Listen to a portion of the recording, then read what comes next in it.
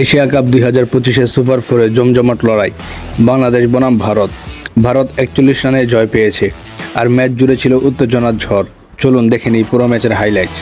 Toss জিতে Bangladesh bowling নেয়। Opener Abhishek Sharma তাণ্ডব চালান। 37 বলে 75 রান, 6টি চার ও 5টি ছক্কা। শুভমন গিল 19 বলে 29 রান, 2টি চার, 1 ছক্কা। মাঝপথে উইকেট হারালেও হার্দিক পান্ডিয়া 29 বলে 38 রান করে দলের স্কোর এগিয়ে নেন। শেষ দিকে কিছুটা চাপ আসলেও ভারত 20 ওভারে 168 রান 6 উইকেটে তোলে। বাংলাদেশের বোলার রিশাদ হোসেন 2 উইকেট, সাইফুদ্দিন ও তানজিম হাসান সাকিব নেন 1টি করে উইকেট। 169 রানের লক্ষ্য তাড়া করতে নেমে শুরুতেই ধাক্কা। তানজিদ হাসান তামিম ও কয়েকজন দ্রুত আউট। ওপেনার সাইফ হাসান একাই লড়াই চালান। 51 বলে 69 রান, 3 চার ও 5 ছক্কা। পারভেজ ইমন করেন 21 রান। বাকিদের ব্যর্থতায় স্কোর বোর্ডে চাপ বাড়ায়। ভারতের বোলারদের মধ্যে কুলদীপ যাদব ছিলেন দুর্দান্ত। 3 উইকেট নিয়ে ম্যাচের মোড় ঘুরিয়ে দেন। জাসপ্রীত বুমরাহ ও বরুণ চক্রবর্তী নেন 2টি করে উইকেট। শেষমেশ বাংলাদেশ 19 ওভার 3 বলে 127 রানে অল আউট হয়।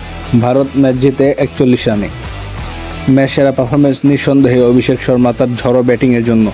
বাংলাদেশের জন্য ইতিবাচক দিক ছিল সাইফ হাসানের দারুণ ইনিংস, কিন্তু মিডল অর্ডারের ব্যর্থতা বোলারদের ধারাবাহিক উইকেট না তোলা ম্যাচ থেকে তাদের দূরে সরিয়ে দেয়। এই জয়ে ভারত ফাইনালে যাওয়ার পথে আরও এগিয়ে গেল। নিঃসন্দেহেই তারা ফাইনালে। দর্শকরা, আপনারা কি মনে করছেন? আপনাদের মতামত কমেন্টে জানিয়ে দিতে পারেন।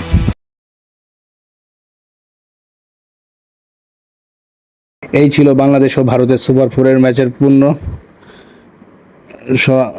সারাংশ। আপনারা কাকে ম্যাচ সেরা খেলোয়াড় মনে করছেন? কমেন্টে জানাতে ভুলবেন না।